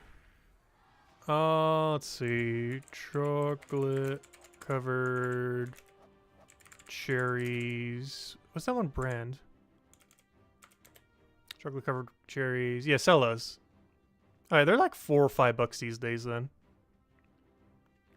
Yeah, they're like double price of what they were in college. Like a decade ago. It's kind of insane. Inflation hits hard. But they've literally doubled in price in 10 years. Oh, hello, Anderson. Welcome, welcome.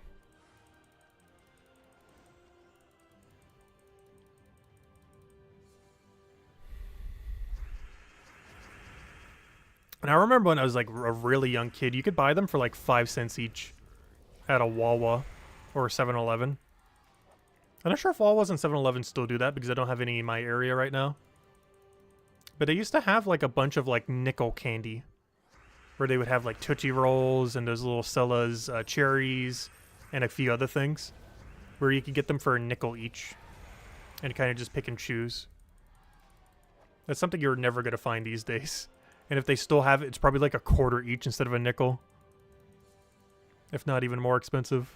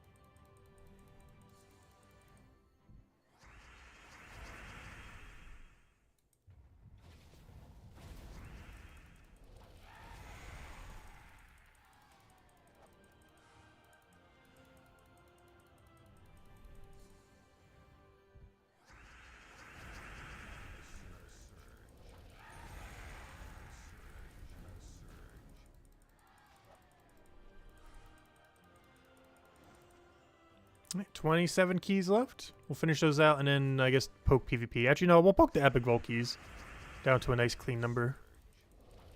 And then if we still have time, we'll do a few PvP fights, I guess.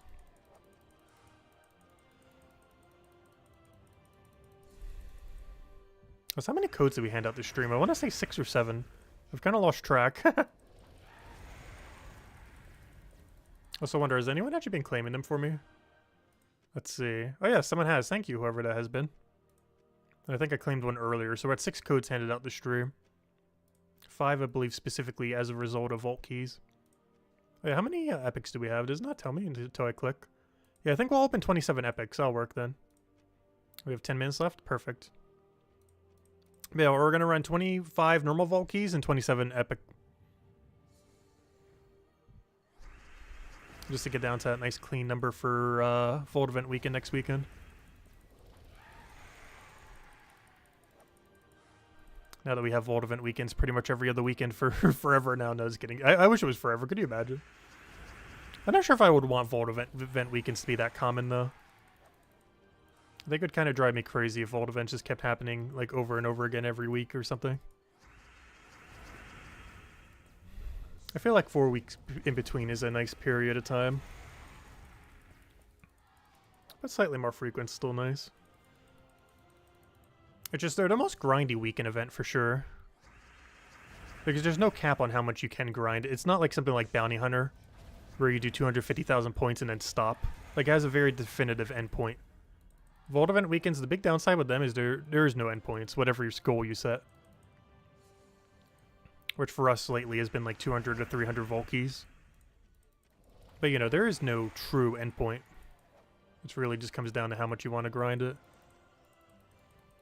Whereas Bounty Hunter, you know exactly what you need to do, you do it, and then you're done.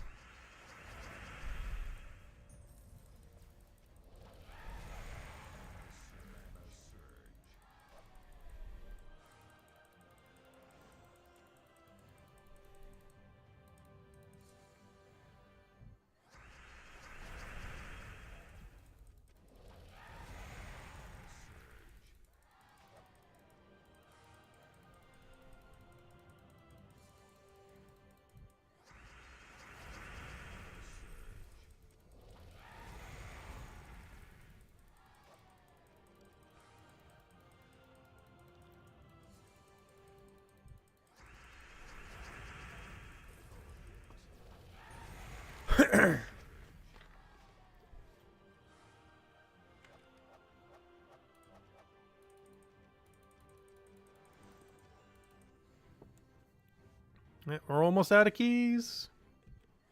No worries, we got the backup Epic Vault keys to come in. I know I'm wasting precious boost time. For hydration. Good old water break.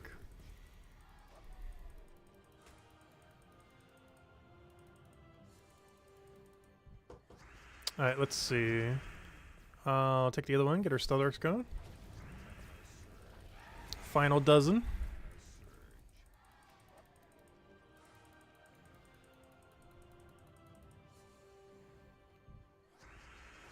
Aw, took away my 5 times goal. Actually, I was going to take that for once. That's the only problem with having explode to start a battle. It's kind of funny because having double Pharaoh Kefrani, or whatever his name is, it's the same as having the potion effect. Because the potion effect gives you 1 explode per troop, which of course is generally going to be 4 troops. And he gives 2 explode per troop, which of course is 4. What's the name of the fancy soda? Poppy. I don't have it next to me right now. Actually, I kind of cheated. I had Mountain Dew earlier. I would try to stay away from soda, but I did have my ever so occasional Mountain Dew today. But yeah, Poppy's been that healthier soda I've been having lately. It's really expensive, though. So I try to drink it pretty sparingly if I'm in, like, a soda mood.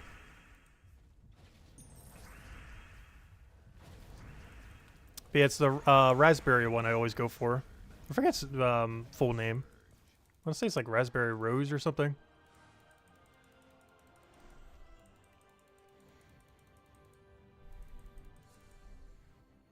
Most of their flavors are pretty good, though. Does it give you good cancer?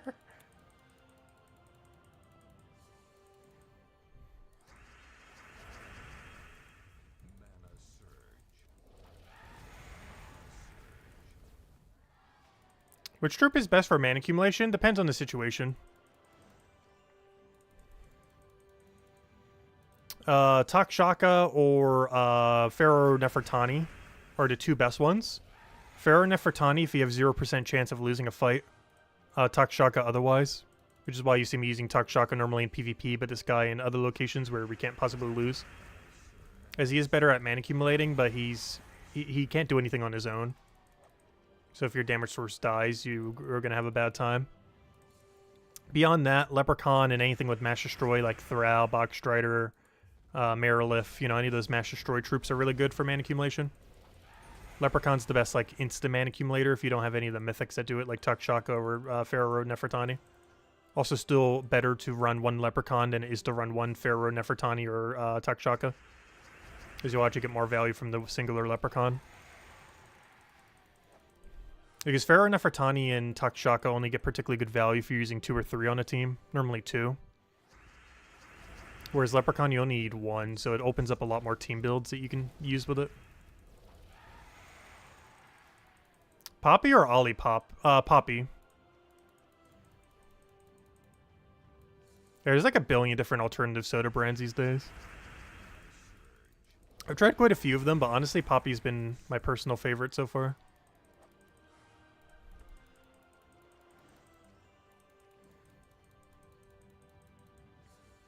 A lot of the other ones just taste too off when they're trying to be healthier.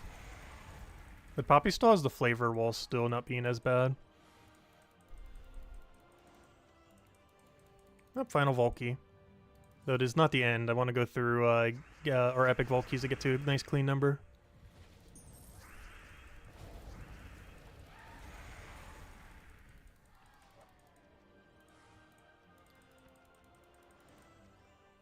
We've got 3 minutes left. Alright, maybe we'll only open a few then. What number are we at? Alright, I'm going to open 7. We'll get down to 1470. That's still a nice clean number. Technically doing 2 would be a nice clean number too.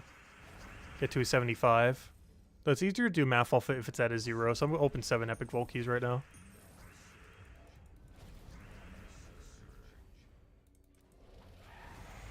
Oh, not Nefertani. Pharaoh, whatever his name is. Yeah, not Nefertani. Nefertani's the other one. I meant Pharaoh Khafra. There's too many Pharaohs. I was always calling him Pharaoh because he's the only relevant Pharaoh in the game. I always think of Nefertani because that's the one where all the weapons are attached to.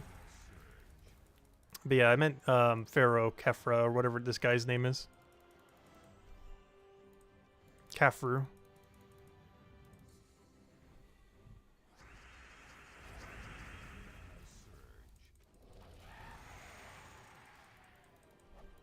Yeah, it uses a Gave as the main sweetener. I haven't tried too many other things that are like that use a Gave. One that I wanted to try, which I haven't tried yet, is the Liquid Death. I've never actually tried anything Liquid Death related. But I kind of wanted to try their raspberry tea. Because they also use a Gave as a sweetener. And honestly, I like it a lot. It's a great alternative sweetener.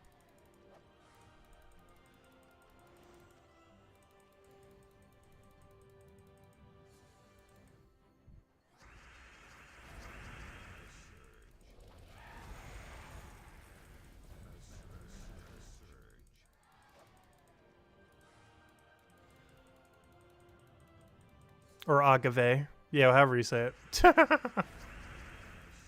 I missed a syllable there. Alright, this is our final key. Did we get anything? No. Boo. Okay, I got 1 minute left. Let's go do PvP, I guess.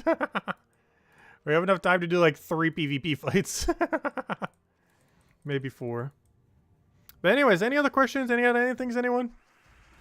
Hopefully we'll get a Valhawk here or 2. Otherwise, once that booster time goes off, I'll probably call it for tonight. And then we'll be back on Sunday. I might do a midday stream tomorrow or Sunday, I'm not sure. Because my sleep schedule's kind of been all over the place this week. Because I don't really have any plans this weekend. It's more so just if I'm awake. Because it might just be get sleep schedule back to normal weekend.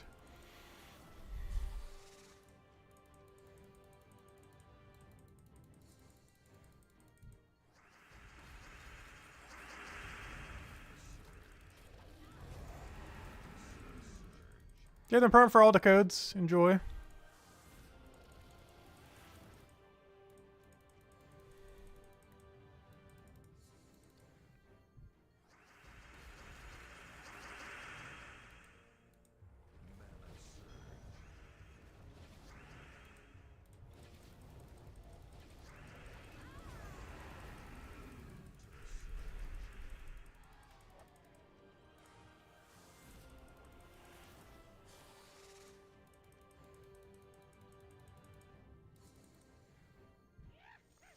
Oh, we did get at least one Valraven.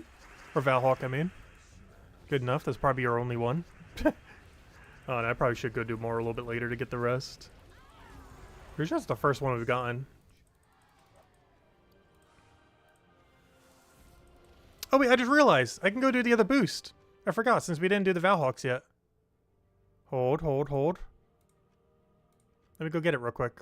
Perfect. I forgot about that. I didn't actually claim my ones from today. So we didn't actually waste it then. Perfect. Nice. Just have to not lose this fight.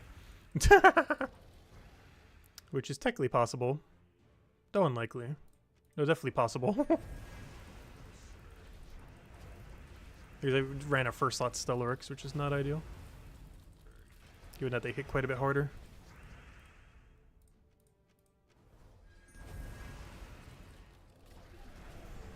Gosh, that thing is tanky. Why was that fight so much easier than the other one we had there earlier? Oh, there we go. Alright, and that is our booster completed. I get the other two Valhawks later. We're at 8k PvP, which could definitely be way higher. But my leaderboard's pretty free, so I'm probably going to go for it. I just have to pretty much double to get to leaderboard. So we're probably going to push for it later. And here's all the redeem codes we handed out. I think we handed out 6 Extreme, 5 as a direct result of opening Vault Keys. Right, there we go. 10 treasure maps, 5 gem keys, 1,000 souls, and 12,500 gold if you opened all of them during our Vault Key Blitz. I mean, during our, Vault Key Blitz. But anyways, guys, we'll end it now. Hope you all have a wonderful weekend. We will be back tomorrow night. I mean, Sunday night. Same time as per usual, 8 p.m. Eastern Standard Time, about 2 hours prior to now on Sunday. Hope you all enjoy your weekend. Best of luck with everything, and I will catch you guys later. Goodbye, everyone, and thanks for watching.